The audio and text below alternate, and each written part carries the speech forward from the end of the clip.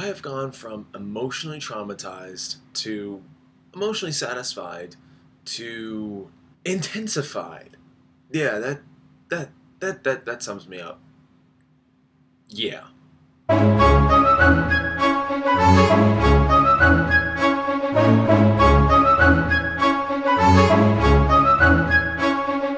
This is my final reaction vid to the Game of Thrones series. I really feel like I should have done this a while ago, so I've only done 2 episodes, and I do apologize for that, but this is just me normally just reacting to the raw feelings that I've had over time for this show. This time I'm going to do a little bit differently. I'm not going to talk about one event in this episode. I'm going to talk about several because there's a lot to talk about. So here's my official disclaimer warning. Major spoilers in this. If you are watching this and wanted to watch it, don't watch this vid. So with that said, I've given you my disclaimers. Let's do this. A highlighted moment for me is actually in the very beginning. It picks up right where it left off in the Watchers of the Wall. So Jon Snow gets the idea that he needs to talk to Mance Rayder, who is the leader of the wildlings. Although advised against it, he decides to go anyway, so he goes and he confronts Mance. Now, in this mind of mine, I never thought for a second that it would go any further than just another talking scene. I wasn't thinking anything else of it. But it surprised me within the first couple of minutes because it was a nice good dialogue scene between Mance and Jon, and, you know, everything's kind of common goals meet, but yet they are on totally different sides. That's what I liked, but what made me love it, what came after, and that was when Stannis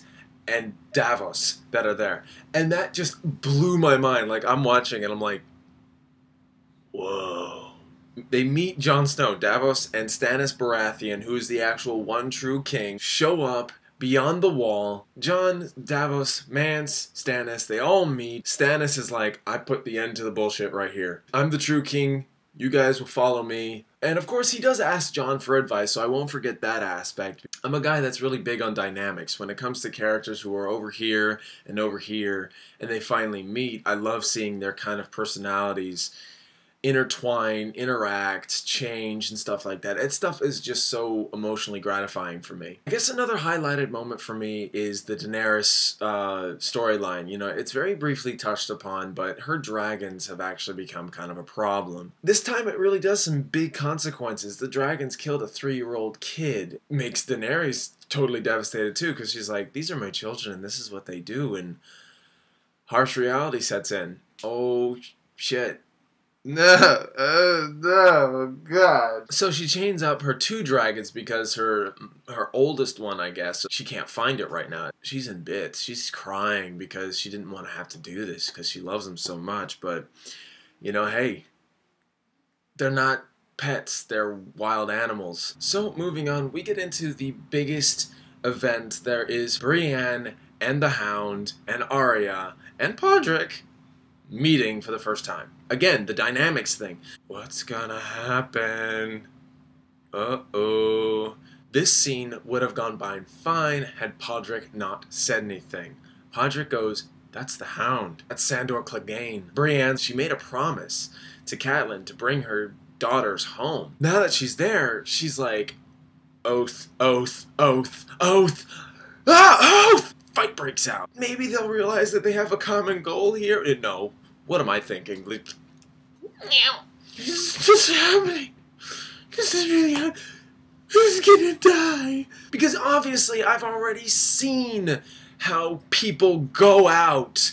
Judgment Day for these two. That is just where everything goes south. There is no negotiation after this point. It is just one big bloody misunderstanding. Brienne beats the crap out of the Hound, knocks him senseless, and I'm not saying just with her fist, like, she literally grabs a rock and is like, pshh, pshh, and the Hound's like, I want this. Once he's knocked off a cliff and he's just fallen down and Arya comes up to him, he literally leads up to it, but, you know, he really just begs for Arya to kill him. Arya just sits there unemotional, and rightfully so, I guess, because she's definitely changed by this point. She just stares at him, uncomfortably so, as Hound is like, kill me! me! So that was great. I love that. And then, you know, the whole payoff with Arya not killing the Hound is her way of killing him anyway. For me, I feel like it's kind of poetic justice. It does serve the means of all this progression and build-up. I guess one thing I want to tackle on briefly is Bran's storyline. Now, I want to say off the bat, I don't know where any of this is going. He's on this journey to find a three-eyed raven. I get it. That's the goal. Why? What relevance does that have? And I'm pretty sure I'll find out later on, or I should have been paying attention. So, I mean, I'm okay with not knowing because it's a great mystery, but at the same time, I'm really just not sure where it's going. The scene with Jojen, Bran, Hodor, and his sister, Mara, they all are finally at where they need to be. Bran got that vision of the tree, trying to find it, and they finally get there. But before they do, they get attacked by these skeletons. I'm like, someone's gonna bite the dust. Or the snow. Who's gonna be? And sure as anything else, I figured it was going to be Jojen. These two, Mara and Jojen, they have been underdeveloped for me. Like, I know you probably are going to be like, you don't understand. I know, I get it. But, you know, these two are a little underdeveloped for me. In the show, they kind of just pop up. Bran, you're a warg. We're going to come here and help you. I had no idea who they really were, and they didn't exactly explain all that too well. So when Jojen gets killed by the skeleton, either I'm becoming heartless, or I'm just overwhelmed by everything, or maybe it wasn't executed properly. I don't know. I didn't feel anything. Moral and consequences. Hey! And so I guess it was just like, okay, Jojen died. Quick! Oh, hey, new character who just immediately starts giving out this exposition of like, come with me or die. Oh, here, fireball! And then there's this like really old guy that is in the roots of the tree. That's awesome. No idea who he is. Who is this guy? Can someone tell me, please? That would be very nice. Very, very nice.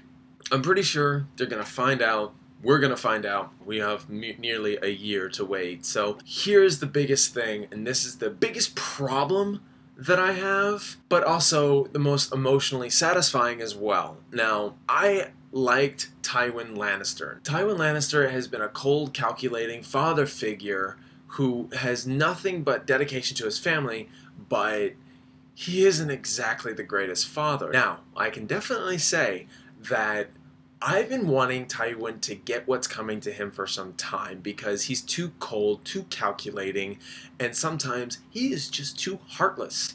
And I'm like, when's he gonna get his? Death wouldn't exactly satisfy me for Tywin. I really want him to be tormented just as much as everyone else. What led up to it was a little messy. And so here we go. Here's what I'm really getting at. Tyrion is waiting in the dungeon, waiting to be executed. You know, he figures his time is up. Sure enough, the dungeon doors open, and in comes Jaime. Jaime is like, come on, let's go. Tyrion's like, what's going on here? It's like, well, this is a rescue. Don't you know a rescue when you see one? And so they walk down into the secret tunnelways. Tyrion and Jaime part ways, and that was basically kind of nice to see. And Tyrion's about ready to go up to Varys, who is another character that, you know, is helping out Tyrion. I think reluctantly, but again, I don't know. Tyrion is just staring at the steps, ready to get the heck out of Dodge, when all of a sudden it just overcomes him to turn around and go to Tywin's chambers. He comes in and he sees Shae. Now, Shae has been a bit of a mixed bag for me. Shae has not exactly been clear on her motives. Now, yes, she loves Tyrion, and yes, she was a little less understanding of Tyrion's predicament, being married to Sansa,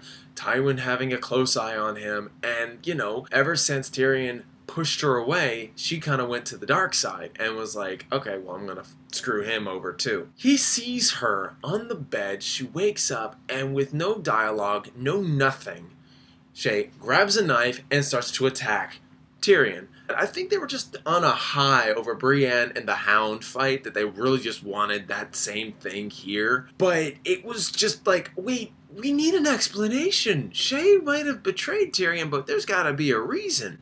Nope, nothing. 30 seconds at least, Tyrion's already choked her, killed her, And he's just sitting there in silence. And so he sees the crossbow, he grabs it off the wall, and finds Tywin in the privy. He could be at death's front door, which he technically was, on the toilet, and he could still be like, let's negotiate terms of my death. Because I don't like beheading, I certainly don't want to be raped, and I really don't want that death of Martell. So, you know, can we negotiate? Tyrion is just like, he has the crossbow, and he's ready to shoot him because he's done. He's absolutely done. And I feel like that was a great, powerful moment, but I think it was just the whole Shay death that just kind of diffused it, because there was no explanation. Tywin and Tyrion, they're talking, and all it takes is Tywin to say something completely unorthodox. Oh, you shot me. You're no son of mine. What was your first clue? That whole scene for me it was great, but I think the execution was weird. Can't say anything bad about it. It's just I think its execution wasn't exactly solid. He meets up with Varys. Tyrion is put into a crate and shipped off. And as moment as Varys turns around and he's ready to return, he just hears the bells, and I think something snapped, and he's like, I don't think I belong here anymore. So that is basically the highlights that I really wanted to cover. On a great season finale, it's a nice little melting pot of satisfactory, more than satisfactory, Have you guys seen the finale episode? What did you think about it? Comment below, tell me your praises, tell me your woes. If you'd like to see more vids, please give my thumb a click to subscribe, and I'll get you more videos as time goes on. Until next time, guys.